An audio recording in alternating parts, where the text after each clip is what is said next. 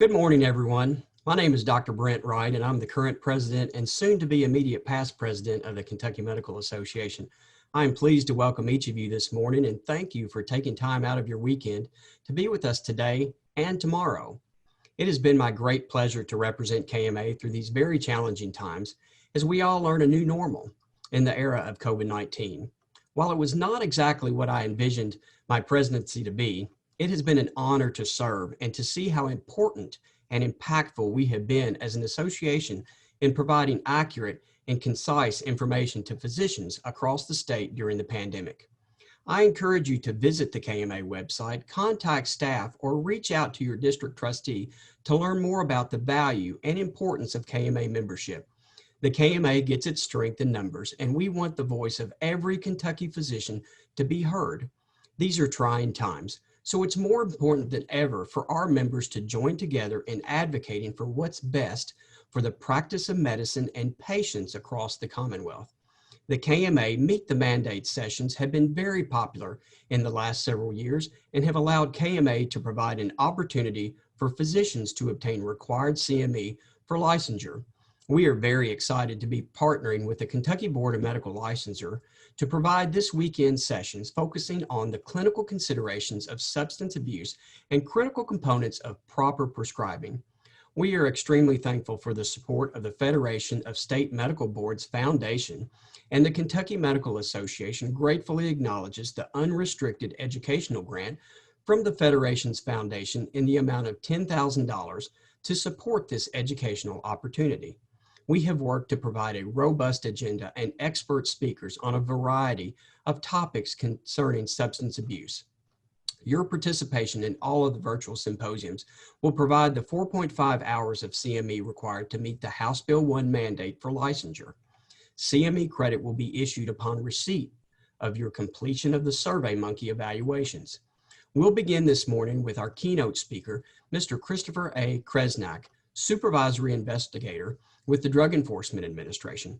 Over the last 16 years, Diversion Program Manager Kresnak has been the lead investigator on several complex and high-profile cases involving the diversion of controlled substances. Assigned to the Chemical Investigations Section at DEA headquarters in Washington, D.C.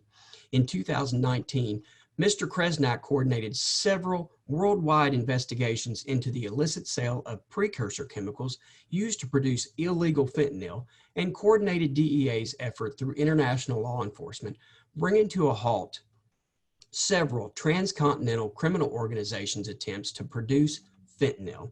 Mr. Kresnak, thank you for your service to our country and welcome to the program. Thank you, Dr. Wright, and thank you everybody who wants to get up early on a Saturday morning to listen to a federal government employee this morning. So we'll continue. Because of technology, what we will do, you'll hear once in a while next because I'm not controlling the slides, but we'll try to make that as painless as possible. Legal disclaimer, we're out here to assist in regards to education, but this is not considered training. This is just informational purposes only. Next, please. Again, this is a recording webinar, and we're here to help. And it's not a discussion of law, it's just a discussion in regards where you can find the law. So please, next. So who am I? I mean, why am I up here so early on a Friday morning? Well, I'm a retired Marine Master Sergeant, spent 22 years in the Marine Corps. I have a bachelor's degree in management. My graduate work is organizational theory, and that just means I can tell you what's wrong with you, but I'm not going to tell you how to fix it. I tell everybody I received my first PhD at the age of 12 when my father handed me a post hole digger and said, I need 250 holes dug. And for a 12-year-old, you have a lot of time to think during the summer when you're digging holes. Between the interim period between DEA and my retirement, I was a defense contractor. I was responsible for the Future Combat System, which was a $1.8 million program to catapult our military into a technology-based defense. And of course, I'm a diversion investigator at heart, and now I seem to be in charge of Kentucky, West Virginia, and Tennessee, which they would, that program would be called the Diversion Program Manager. But at heart, I'm an investigator. Next, please. Last year, I understand that you had the privilege of listening to Sam, who wrote Dreamland. I know Sam via emails. I met him a couple times. I will tell you that I am Dreamland. I am the walking individual of Dreamland. I can walk you through that entire case with Dr. Proctor. I picked up Dr. Proctor's mess in regards to after we shut down Dr. Proctor in Southern Ohio, there was 15 pill mill operations going on, and I cleaned all those up. Next, please. The most notorious is Paul Volkman, MD, PhD. Dr. Volkman was responsible for the diversion of millions of dosage units of controlled substances in Southern Ohio, Eastern Kentucky, and Western West Virginia. He had patients traveling in excess of 15 hours a day to come see him. And there's more to come in regards to that. The picture on the left is his driver's license picture. The picture in the middle is his booking picture at his Lakeshore Drive apartment in Chicago, which was an apartment, it was penthouse. And the picture on the right, that was the picture just right after sentencing. Next slide, please. So let's talk a little bit about what we're going to talk about today. Drugs of increasing concerns, what DEA is seeing in Kentucky, what is the impact on society, and what has COVID done to the drug problem. I want to point out one thing. Dr. Wright's going to remain on the presentation, and I'm hoping that we have interactions and he can be your voice in regards to as we go through some of these issues.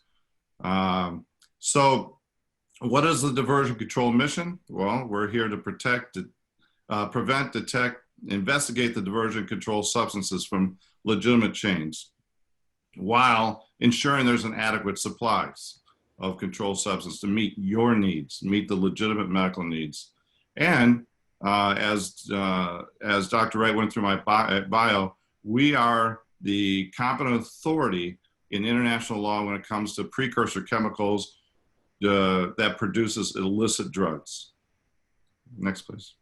So, Diversion 101, DEA as a whole, when this was set up 30 plus years ago, said how do we manage the adequate control of an adequate supply of controlled substances? So we have a closed system distribution. So as manufacturers import opium to produce oxycodone, say, or hydrocodone, we track that from the importer. The importer then will manufacture a raw product and send it to the manufacturer. The manufacturer then sells it to the distributor. The distributor sells it to the pharmacy. The pharmacy dispenses the controlled substances on an order, a prescription, by the practitioner, and then hands that to the ultimate user, which is your patient. We're all ultimate users. If you received anything from cold medicine to pain medicine, we're the ultimate users. And then close. The idea is that in that ring, each one of these steps, there's a report required and generated. So we can, when it gets down to raw material to dosage unit forms, we can actually tell you how much was produced, where it was sold to, and who the ultimate user was, which included the practitioner prescribing it. So when controlled substances step outside that ring, outside the closed system of distribution, that's when diversion occurs. Now, in recent years, if you wouldn't mind going back, I've argued the point where, and we're going to discuss this later on, where counterfeit pills attacking the ring from the outside is a diversion issue. Thank you. So what are we concerned about?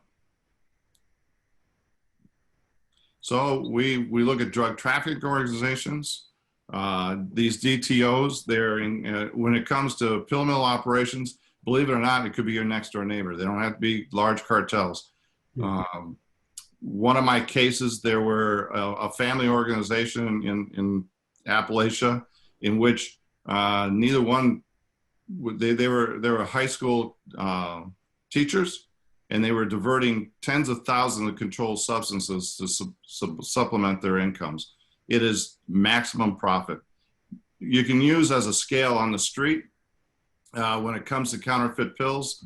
That 1 milligram of oxycodone is worth, you get about $1 for it. But counterfeit pills are the ones attacking the closed system distribution of today. They're more potent.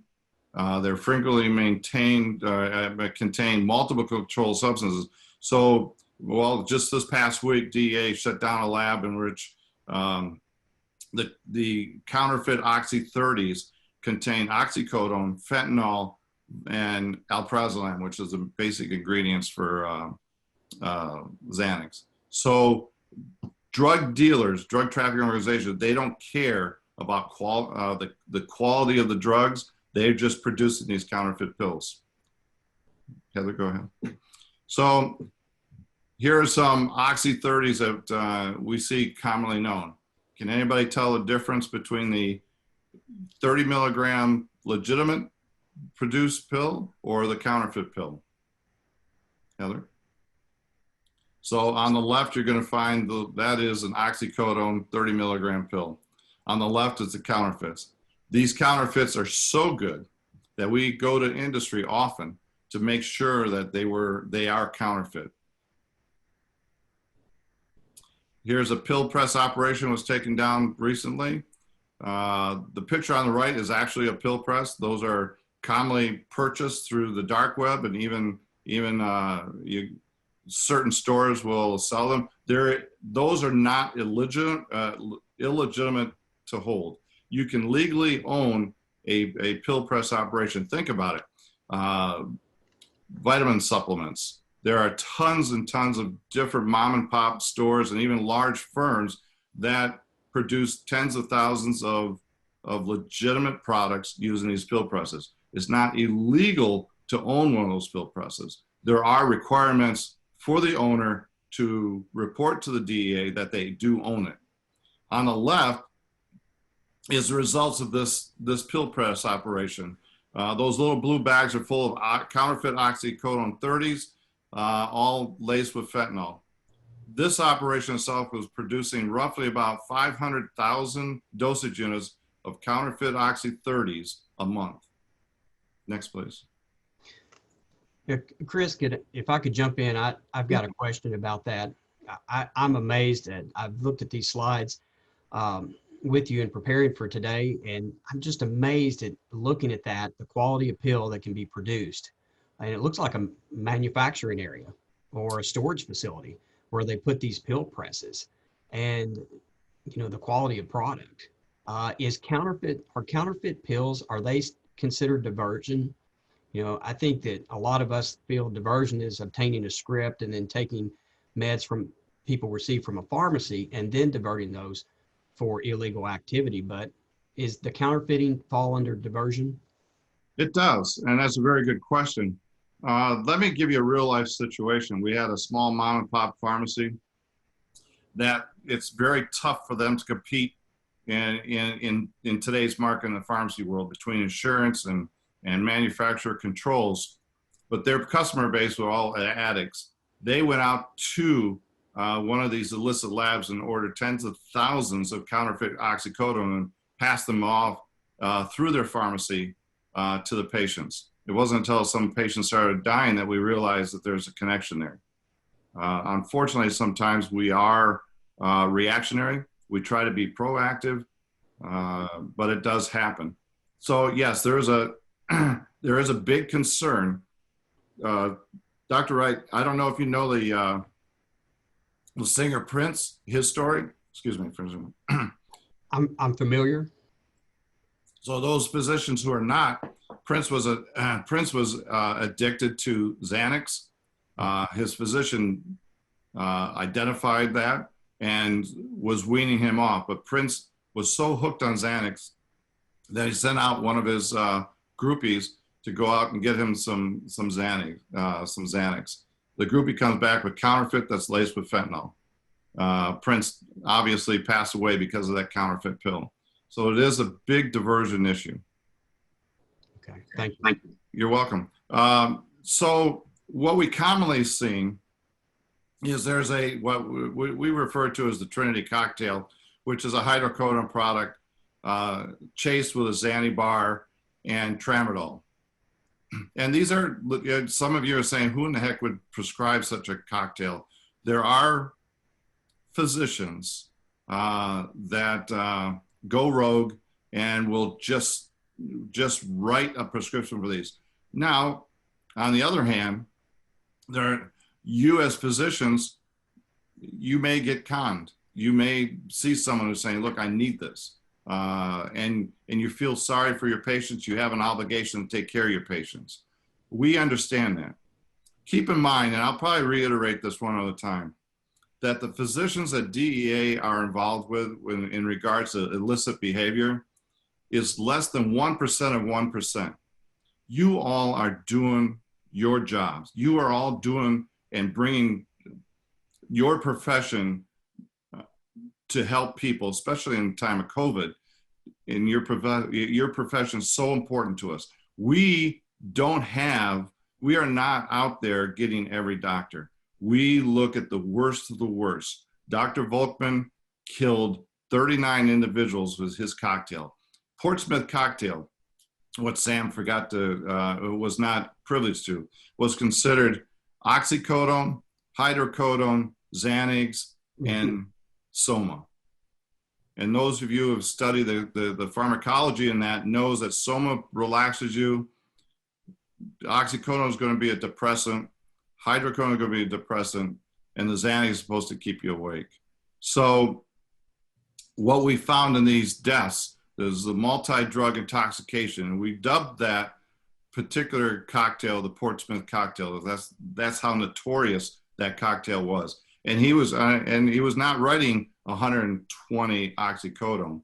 I have a script in my files for 900 oxy 15s, followed by 240 hydrocodone 325s, 120 Xanax 2 milligrams, and 360 Somas. Dr. Volkman was a drug dealer. Next, please. So we're looking at gabapentin. Gabapentin is not controlled as a controlled substance at the federal government level. However, in Kentucky, it is. You should be cautious when dealing with gabapentin and other controlled substances. I'd like to also reiterate, I am not a doctor. I'm just a grunt. I'm in the streets every day. However, through me talking through toxicologists, physicians like yourself, coroners, I've learned that certain combinations of drugs are very deadly. I often teach, if we were in person, I would ask you to write down 1 + 1. Now we all know, because we're educated, that 1 + 1 = 2. I would challenge you, after the first one, put 30 milligram oxy next to it. Then after the second one, put a 2 milligram Xanax, and then put an equal sign. There is nobody I've talked to will tell you that equals 2 pills.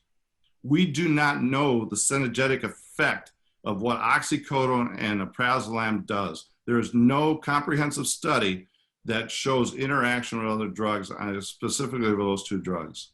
So as you go through your education, I would challenge you to see, if I'm writing prescriptions for oxycodone followed by another drug, what is the written material? What is the research? What are the peer-reviewed research in regards to that combination?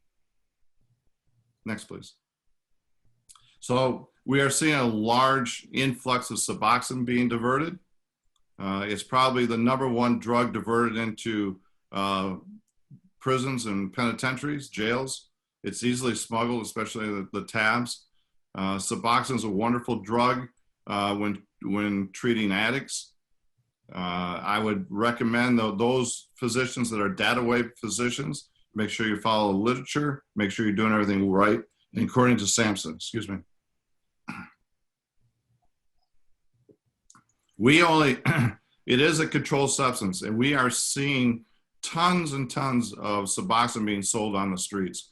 If you, as within your practices, if you've ever talked to an addict and had a serious conversation with them, they will tell you the worst thing that they'll tell you the worst thing in their life is going dope sick. That is the period from their last fix to their next fix. If the next fix comes at a very lengthy time, they go into a dope sick. They would rather die than go through dope sickness. So where do we see the Suboxone being diverted? It's being overprescribed. It's being sold on the streets to addicts, not to help them in their addiction, but to allow them a bridge to their next fix. It's very, very common that we find that.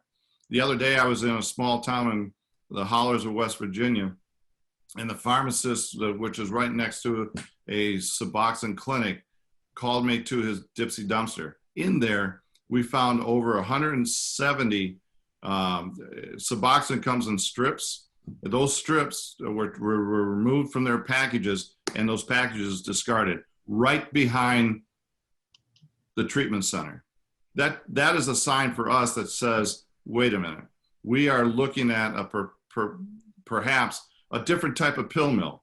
It's not a pill mill prescribing oxycodone, it's a pill mill prescribing Suboxone. Next slide, please. What are we seeing in Kentucky?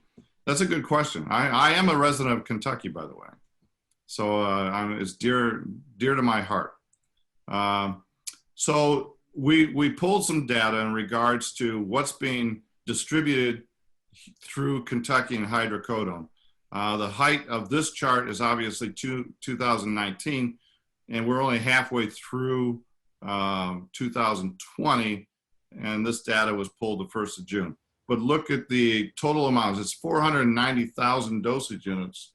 490 million dosage units of hydrocodone in regards to what's being distributed in Kentucky.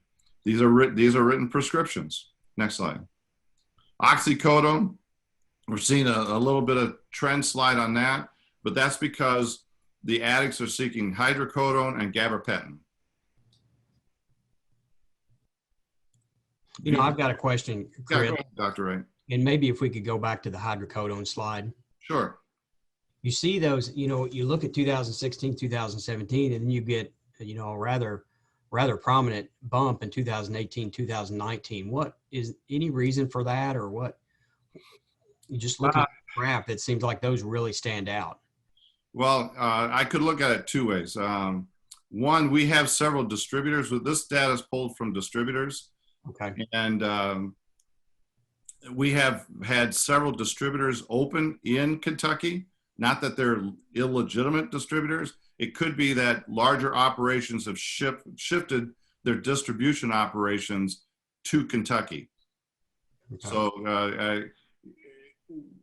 I purposely kept the prescribing data away from this because that gets a little skewed at times. But this is the dosage units that we can actually track that are being sold from Kentucky distributors and distributed within Kentucky. Okay. Thank you. Oxycodone, I'm sorry, we're back at buprenorphine, you're right. So Suboxone, I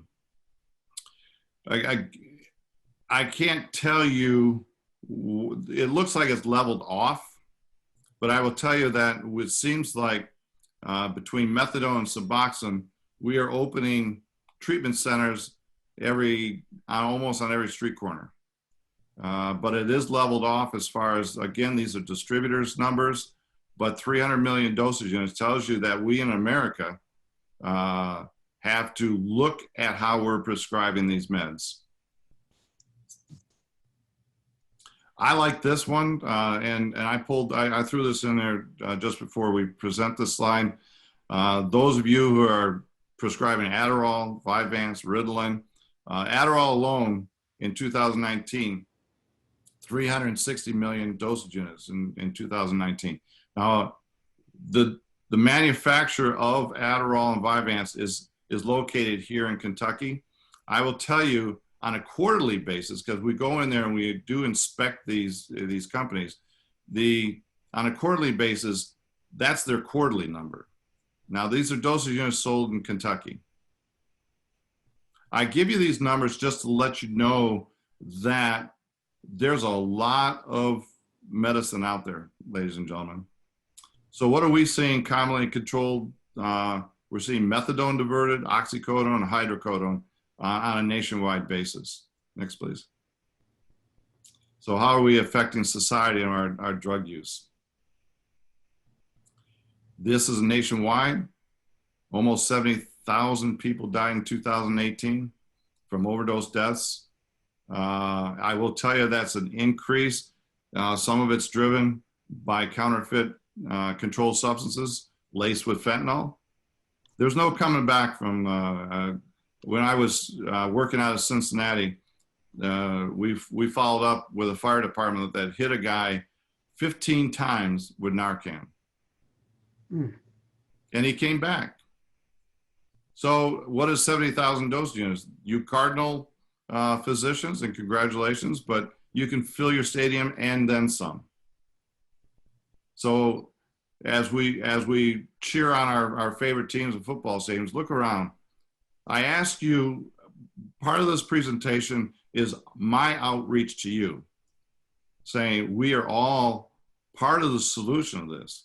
And part of the solution is being able to identify the drug trends, identify a patient that is an addict. I will tell you, I've never arrested an addict in my life. And I pride myself on that. I don't look, that the addict is someone I try to find help for. And some of that help is actually going after those physicians, those rogue physicians that make you all look bad, to stop the carnage.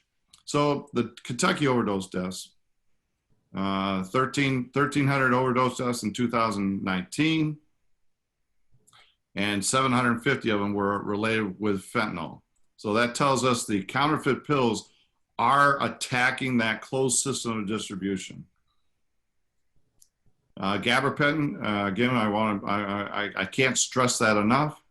Methamphetamine, we're seeing an increase of high quality methamphetamine coming across the border from Mexico. Oxycodone, these are all traced. These are statistics given to us by your Office of Drug Control Policy. Next, please. What is the impact that COVID had on the drug problem? Fish fillets hiding fentanyl. Just one way deadly opioids got to New York before there was a pandemic. What we found as a result of the pandemic and the closing of the southwest border was that there are drug stockpiles which exist today on the southwest border. And that means Mexican traffickers had to get more creative to move some of their poison merchandise at a time when the U.S. border is closed and air travel is limited. So they're sending small packages of fentanyl in the mail. The Drug Enforcement Administration said some of that fentanyl ended up in the boiler room of this Bronx apartment building on East 170th Street. Agents said a basement drug lab was hidden among the boilers with 3 industrial-sized pressing machines. They were used to churn out thousands of counterfeit crystal meth pills. Like many other fake pills, the meth was made with fentanyl, an opioid that's cheap for traffickers, but one that's driving up the nation's fatal overdose rates. Every year, even today, we have as many as 70,000 people die from drug overdoses. But the focus this year has been more on the 130,000 Americans dead from COVID-19. The suffering of the severely ill has spurred the DEA in 2020 to ease restrictions on the production of fentanyl and other opioids for medical purposes. The painkillers are used for patients who need to be intubated and placed on ventilators. Meantime, the prices of illegal drugs have skyrocketed because of lower supplies. Heroin prices increased 40%, cocaine 60 to 70%. The DEA director told us his agency is seizing record amounts of money during this pandemic, $16 million in April and May alone. That's because there are cash stockpiles on the U.S. side of the Mexican border, and they can't penetrate a closed border. I'm Mary Murphy, Pix 11 News. So, Chris, go ahead. no, go ahead. I just, No. I want to hear it from you. I mean, I hear myself talk every day. I've been married 30 years. I'm surprised she's still with me. I'm just struck by that video, and compare that with the other slide where you were talking about the pill presses and the counterfeit pills. You know, how these areas, you know, we think about creating drugs in facilities that are environmentally controlled, you know, and have high rigorous standards. And then you look at this, and these are being manufactured in a basement with chickens running around. I mean, your job, just comment on that, about how these areas pop up everywhere. Well, thank you very much. Not long ago, I was in, before I went to my headquarters tour, I was in Dayton, Ohio. We were doing a pill press operation in which the operator of that pill press worked out of a storage shed, very much like that. But what he used to get hold of his fentanyl, his binding material, his dyes, was the dark web, in which, you know, that's a free-for-all. I will tell you that the federal government monitors the dark web the best we can, but they shut it down pretty quick when they find out it's us. And that operation, so he would have the pill press in the storage shed, but the alprazolam, because he was kicking out counterfeit Xanny bars, where it was going to another address, the fentanyl was going to another address, and the binding material was going to another address. And we have to put together a very good puzzle with that. We didn't find the pill press operation until we actually did a search warrant at his home, and I happened to come across a bill paying box. And I found the receipt for a storage shed. We wrote a search warrant. We found about 13 rifles, AR-15s and AK-47s, and about 15 pounds of fentanyl. It was a boatload of fentanyl. We had to call the local hazmat team. It's very, very, when you go into that situation, we are now taking great precautions in regards, even if we just think it's a simple operation, that we have to have hazmat. Our entry teams are suited up in hazmat, so it's very dangerous when it comes to that stuff. Now, the residue in a pressed counterfeit pill for the fentanyl will still rub off on a person's hand. It's very dangerous. And a little bit about chicken. I haven't done a dope deal or for a drug dealer that didn't have chickens, and they're fighting chickens. That's what it is. So for some people, these dope dealers love cockfighting.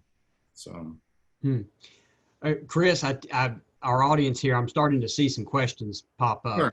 If it's okay with you, I'm going to go to this one. It's a very good one. One of our physicians, very knowledgeable, Dr. Tran here, he comments that in a recent journal, the British Medical Journal, they reported the top 1% of prescribers accounted for 49% of opioid doses and 27% of all opioid prescriptions. CDC is reporting prescriptions declining. Can you comment on the types of providers responsible for current opioid prescriptions? Well, I think within the state of Kentucky, and you know, we're seeing more and more of this between Ohio and Kentucky, the reciprocal agreements and the collaborative agreements between all the boards have been directing certain prescribing habits to you. I mean, if you're in pain management, you got to get a special license. When you're going to be under a little more scrutiny in regards to your clinic. Now, with that said, I think what we'll see is the states have corralled certain specialties within your field. So if you're going to be a pain management doctor, that data is going to look that for that physician, when you talk about 1% of all the prescribing is coming to these physicians, I think it's because the states have corralled them. I'm only speaking from my street experience, have corralled pain management into an area where it's monitoring differently. I always laugh because I failed stats in college, but I can make an argument for any stat. I mean, you could argue that, 1% of all prescribers are responsible for all the prescriptions of opiates. However, what they need to look at is, why is it that? Is it because the states corral the pain management system in regards to who can prescribe? So, and I'm involved in facts, and I've learned this the hard way in regards to, the 1% of 1% that I look at. These are really bad doctors. Dr. Volkman was he was a murderous drug dealer. I don't know if that answered the Dr. Strand's question, but I think you have to look at the study in regards to why they pulled, did they dig deep in regards to 1% of those prescribers? That's a good point. I want to come, we've got another follow-up question to that, and this is more specific to the DEA. And will the DEA look into more strict regulations regarding benzodiazepine prescribing? I don't have an answer to that. Benzos, I remember going through the academy 16 years ago, and old timers would tell us stories that when they were out in California, there'd be people on the corners with a fishbowl of benzos, and for a handful, for $5 you get a handful. I don't know. It is a controlled substance, but I don't quite know what the presence, what do you mean by your question? More strict controls? We don't control prescribing. Mm-hmm. That is done by your medical boards or your state legislators. So when I'm a federalist, so I don't like big government telling us how to do things. That is all regulated through your states. So I bailed on your question. No, that's okay. I think you provided clarification, and I think that's, what in dealing with this, what arm do you go to? I mean, we dealt in this state with House Bill 1, and that's why I found your graph on prescribing interesting. It seemed like we had some decline, and then, going back to that hydrocodone, which was oftentimes the rallying cry, you did see those numbers pop up in 18 and 19, but we've got more questions coming in here. I think everybody's coffee's kicking in. I think they're getting energized by this discussion. So let me look here. The question really about your role with understanding of fentanyl in the manufacturers. How is fentanyl cheap for manufacturers? I'm surprised to hear that. How is that possible? That's a direct quote from the question. Could you repeat the quote again, please? How is fentanyl cheap for manufacturers? And then just their comment, I am surprised to hear that. How is that possible? Let's talk two separate entities here. There is pharmaceutical grade fentanyl, in which we only have 2 manufacturers of fentanyl here in the United States. So we know the diversion of fentanyl is not coming from pharmaceutical grade fentanyl. There are cases where the liquid fentanyl they might carry in the hospital pharmacy and or a EMT unit, those will get diverted. But when we're talking, those are quickly, we quickly jump on those and get hold of those. So the pharmaceutical grade fentanyl is not what's being diverted. It is the drug cartels' fentanyl, which they're using the chemicals for, and it's cheaper to produce because all you need is one chemist and someone with a bunch of bottles. Where a heroin, cocaine type environment, it's very labor intense. Fentanyl, getting all the precursors out of China, delivered to Mexico, and developed into a final illicit fentanyl product, a counterfeit fentanyl product, is real easy and it's real cheap. And chemicals, go through your house and you'll see you have most people have the common ingredients for reagents and precursors for methamphetamine in their own home. Now, and then fentanyl is so potent, it doesn't have to be in bulk. We're not buying kilos of fentanyl. We're seeing milligrams of fentanyl being sent to the mail. and or UPS. When I reference the mail, I mean all carriers, but it's not hard to get. Thank you. I'll tell you, we've got a lot of questions coming in, and thank you for everyone submitting your questions. Please continue to do so. Chris, if you're okay, I'll continue with some of these. No, I'm fine. The rest of the presentation is pretty boring. The screen that's on your screen now is just, hey, we have a website about COVID. Please reach out to that. But let's continue this conversation. Okay, very good. Dr. Moslem Doost sent in a question, comment. The opioid epidemic is less of a result of rogue doctors and more a result of the Sentinel event where an opioid naive patient is written a 30-day script. 29% of those patients become dependent and 25% of those patients become addicted. I can't argue that. There are rogue doctors that fed their addicts. Addicts, years ago, we would go do a search warrant on a clinic, and then we would just follow the patients to another clinic because we knew the addicts know where to go. And you're right, rogue doctors were filling prescriptions for addicts. The addicts will seek this. But what was driving that, I mean, I'm talking to a 23-year-old kid who was a valedictorian of his high school. Mm-hmm. He got hurt in a sports industry as a senior in high school and got hooked on his sports medicine. Now, I'm not an addictionologist. However, that was probably the starting point of his addiction until he was put in prison, because they have to sell their pills. When you have someone like Dr. Volkman who's dumping 900 oxy-15s, they're not eating those. They're only holding back a certain amount for their own addiction. Addicts will tell you what their levels are. Addicts will tell you exactly what they need to take. They're selling the rest to pay the rent. They're selling the rest to make the utility bills. They're paying the rent. They're selling the pills to make ends meet, especially in the rural areas that I work and many of the physicians that are online today work. There's a comment here about why doesn't the FDA take Xanax or alprazolam off the market? As a psychiatrist, this individual finds it completely unnecessary and more dangerous than beneficial. Well, that's an easy question to answer. You got to call FDA. No, and I don't want to be smart about it, but I enforce the rules and regulations that are given to me. Those rules and regulations are driven by, obviously written by Congress and handed down to us to do. Those are probably, as a psychiatrist, and I mean, you need to you approach it in the best way you can. Approach it through your own industry.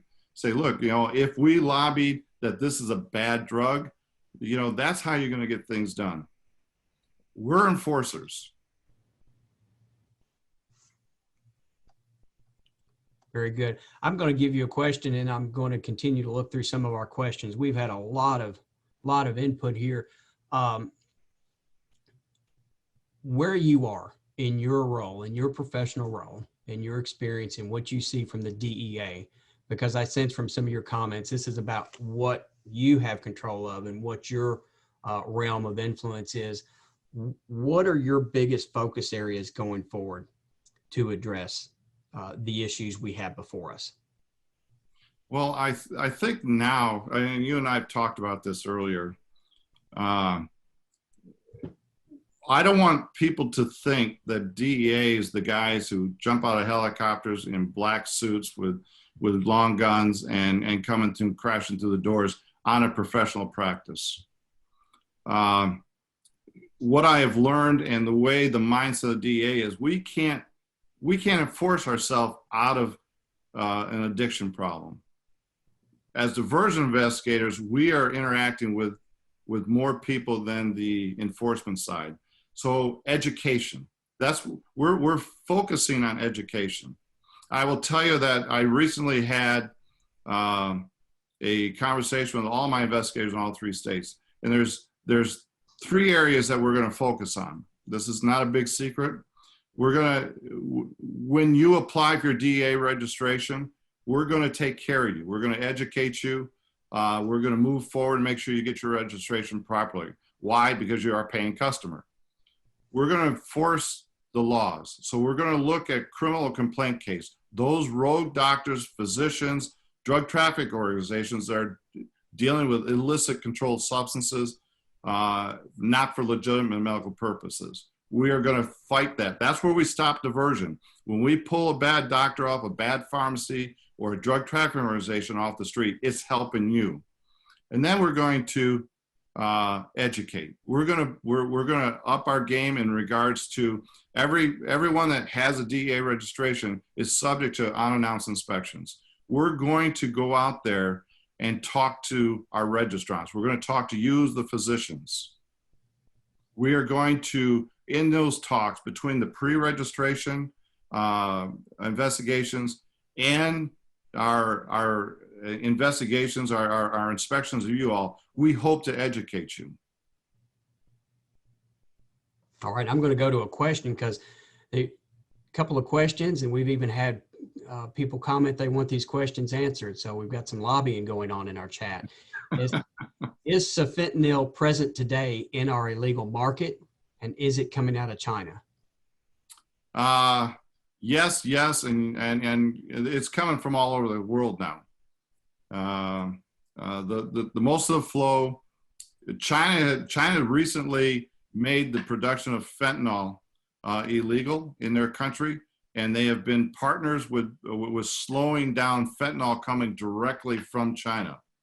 However, there are listed chemicals in which the precursors and the pre-precursors are being sent to Mexico.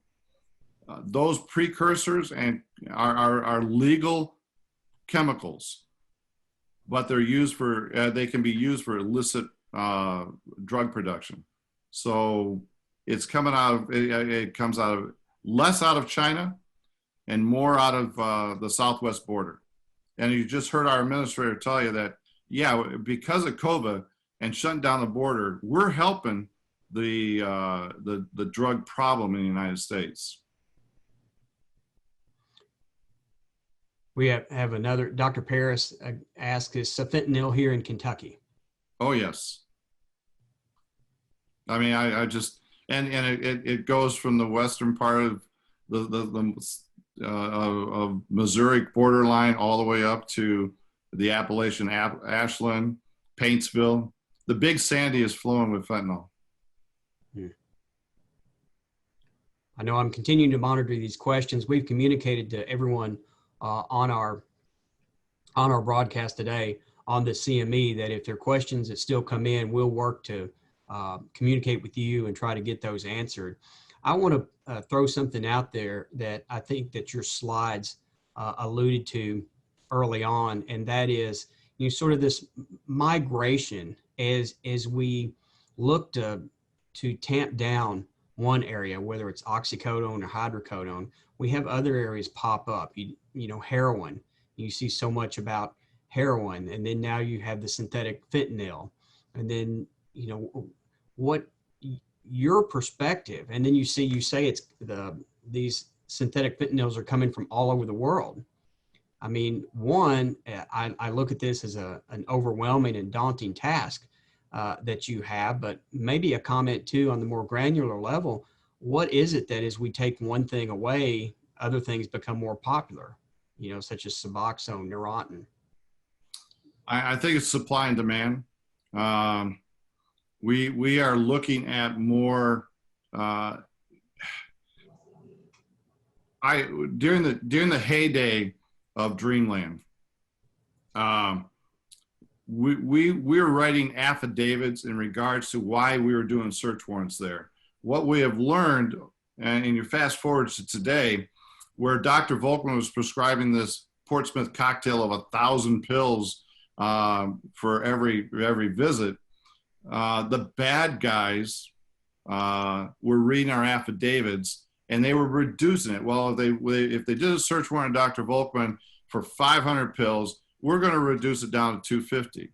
And when we followed up on that rogue physician and did a search warrant, he says, whoa, wait a minute here. I'm only writing 250. But was it written for a legitimate medical purpose?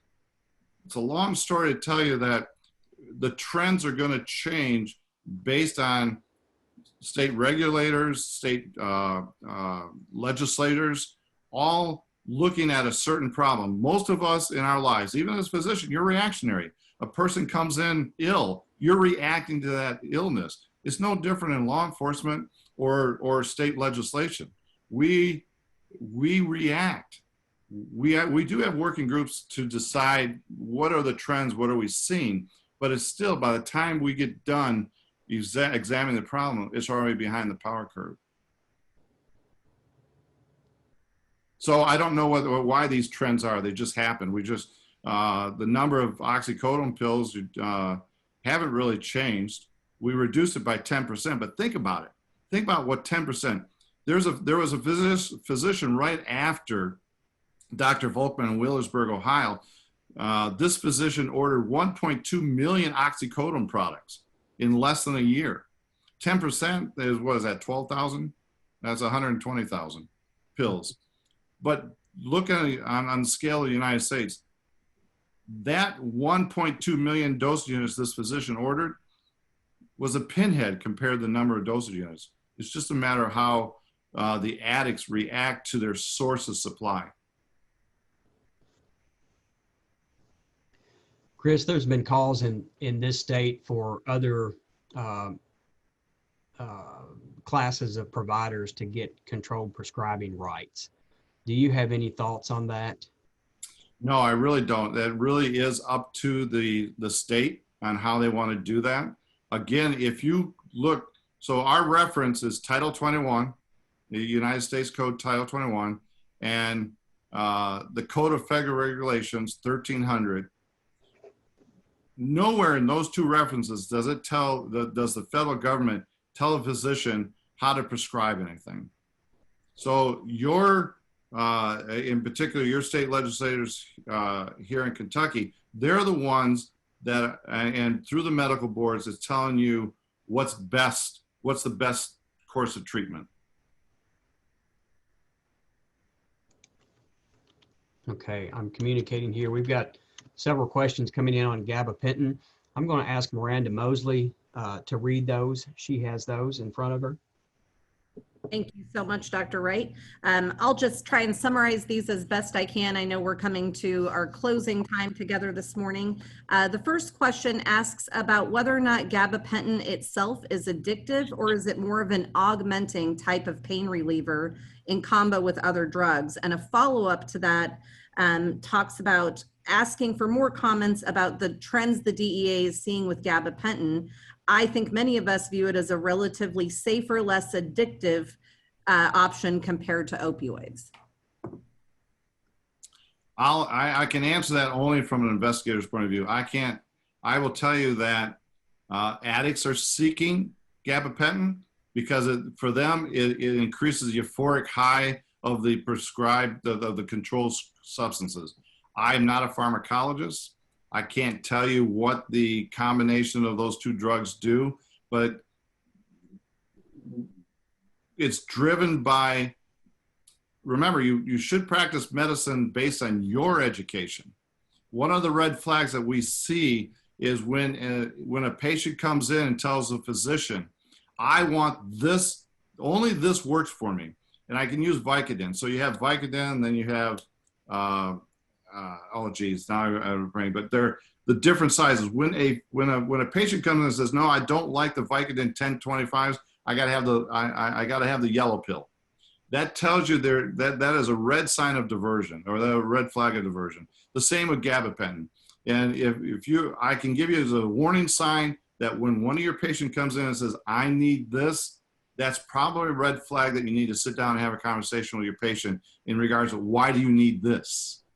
But that's all driven. It's a good question, but I am not the person to ask as far as the pharmacology behind gabapentin. We're seeing it a lot in diversion. Well, Mr. Kresnak, Chris, I feel like after talking to you, I can call you Chris. I feel like we're friends, and I look forward to keeping in touch with you, just for my personal questions, but really for what the KMA needs. We really value these type of presentations. Our physicians need to know what's going out there in the world. We're involved in taking care of patients on a very direct level, but there's a big world out there, as you know, going on, and we appreciate what you're doing to help society and help our patients. And we appreciate you giving this hour here this morning to be with us and educate us as we're getting our CME and we continue to help the physicians we serve and the patients we serve throughout the state. So 10 to 15 seconds here. I'll give you any last comments you want to make to our doctors, and then we'll end this program this morning as we have another CME to start momentarily. Well, thank you very much. In closing, thank you very much. I will just say that 41 years ago, I took an oath of office to support and defend the Constitution of the United States of America. And what I've learned, what that meant was the Constitution to me used to be, it was a piece of paper hanging up in the National Archives. What I've learned through these 41 years, the Constitution is you. The Constitution, I'm here to help and defend you. I am here to help and defend your patients against rogue drug trafficking organizations and rogue physicians. And I really take that to heart. And anytime you need help, feel free to reach out to any DEA office. And if you don't like the answer, just let them know, hey, I heard Chris speak. I want to talk to him. So again, thank you very, very much. And my door is always open to anybody. All right. Thank you. That concludes the first CME